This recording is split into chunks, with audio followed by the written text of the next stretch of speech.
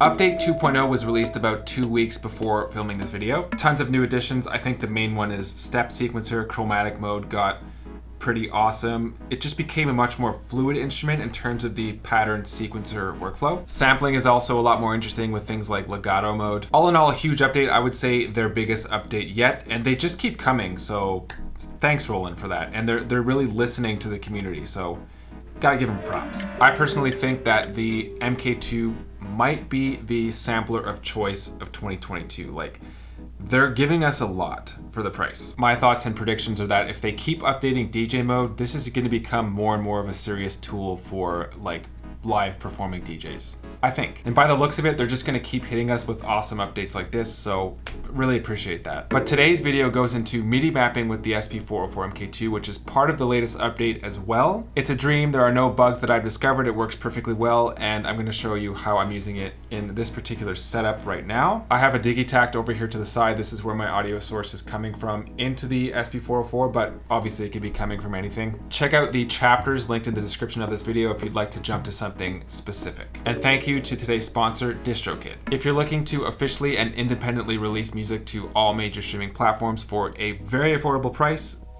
go with DistroKid. Outside of being a music distributor, they offer a lot of other tools to promote your music. They're on the cutting edge of social media as well. Unfortunately, these days, it's necessary to protect your music as well, and they offer this thing called DistroLock, which does just that. It's an unfortunate reality, and we'll be getting further into that later in the video. So as I mentioned, this setup is completely dawless. So off to the side here, I have the Digitact, the PC12, which is a MIDI controller, and the SP-404. I put out a few like iterations of this setup in the past. This is where it's currently at. I'm really liking what the SP-404 adds to this setup, so it looks like I'm going to be keeping it. It works perfectly. We'll start by showing you a quick example of just like what it's doing and what it actually sounds like.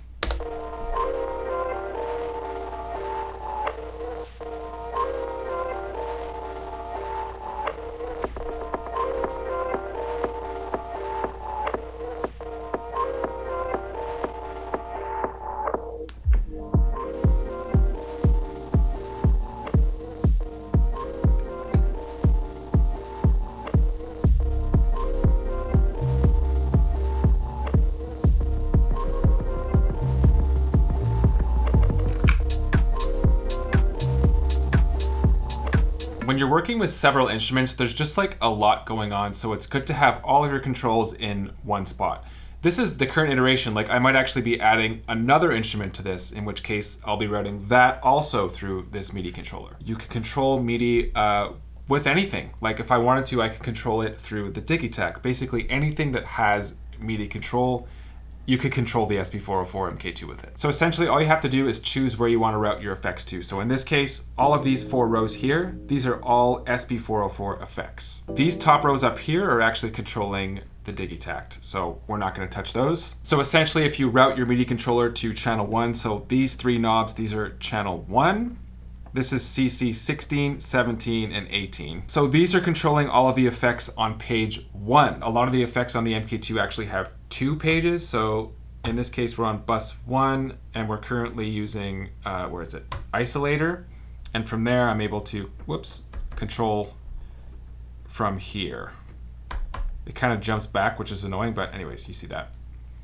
I'm not sure if Isolator has a second page. It does not. So in that case, it's these 3 controls. That's all you need. It would be the same thing for each bus. So bus 1, as I mentioned, is channel 1. Bus 2 is for channel 2. So I'm going to go over here, right? You have to know your way around your own MIDI controller, but I'm just showing you that these are all routed to channel 2 for bus 2. So bus 2 here, that's for filter and drive. Let's see. Does it have a second page? It does. So for page 2, you'd have to assign different CCs. I think it's 80, what is it? It's 80, 81, and 82 for page 2. So 80, 81, 82. I'm getting pretty specific here, but that's what it is. But to be honest, in my experience, page 2 oftentimes isn't something that you really want or need to control. So I actually haven't touched page 2. I've just done page 1 controls, so 3 for each of them. And whatever effects is assigned, your MIDI controller is just gonna latch on to that. So the last thing that you assigned. Let's say DJ effects looper. Right, so whatever's there, it's gonna control it. Oh God. So let's go to a different pattern here, pattern 1, and strip it down to, what is this? Just kick and bass.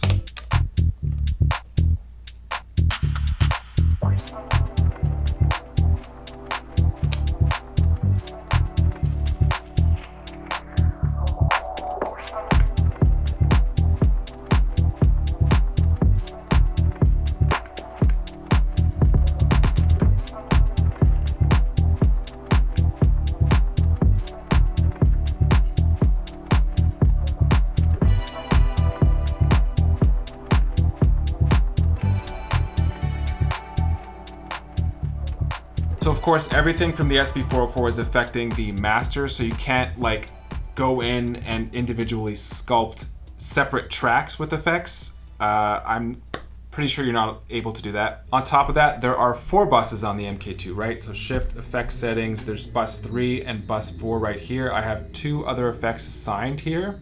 Let's try Juno Chorus, which is something that we could just like kind of slap on as an effects. This is effects 3, right? So on and off, kind of use that as an effects maybe.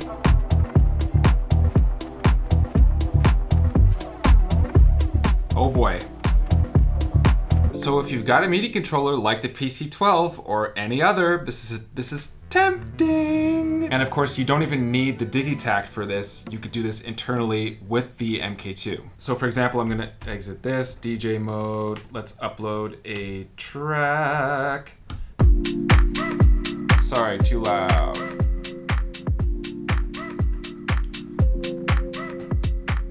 Cool, so let's say we have that going. Still works. So this just completely eliminates menu diving. Like, you don't have to control effects within the MK2, and this changes everything. I always thought that that was a bit of an issue with the MK2. There's so little space and so much going on within that space that you're kind of jumping back and forth, and it's easy to lose track of things. The DJ mode thing plus MIDI controller is definitely something I'll be diving into in a future video. And of course, with every new addition to your setup, there's gonna be some sort of trade-off. And in this case, it would be a pretty easy trade-off. So you can't actually see the parameters that you're changing. So you'd actually have to memorize your parameters here, which takes a bit of practice, but so what? So if you are using a dawless setup and you have individual control over each instrument like I do with the DigiTact, and then over top of that, you have master effects coming from the SP-404 MK2. So my mind is blown. I find that with dawless, it's very easy for your tracks to get stagnant. And so I've been thinking a lot about the art of the drop. And that's where the MK2 could really take all of this to the next level.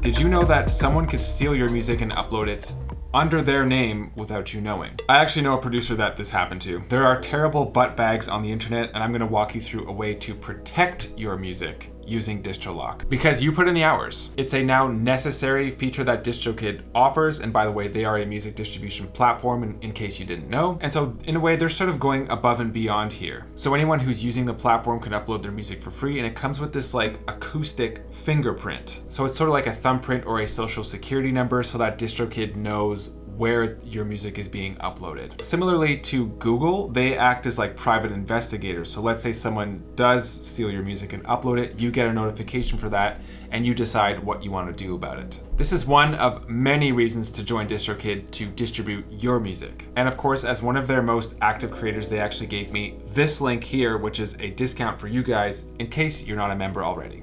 We're in a good place with rolling in the MK2. All these new updates just keep coming, and I'm loving where we're at with it. Also super glad to hear that people are finally receiving their units. I know that there was like a long wait for people given the gear, or I should say parts shortage that we're dealing with right now. If you thought that this video was informative, consider liking and subscribing. Drop a comment if you have any comments or questions about this video or about whatever. I've left some Perfect Circuit affiliate links for all of the gear that's been mentioned in this video. So hopefully I've helped you do your homework, and if you feel like this is, it'll fit into your setup, use the links. Thank you very much, and I hope to see you very, very, very, very, very, very, very, very, very, very, very, very soon.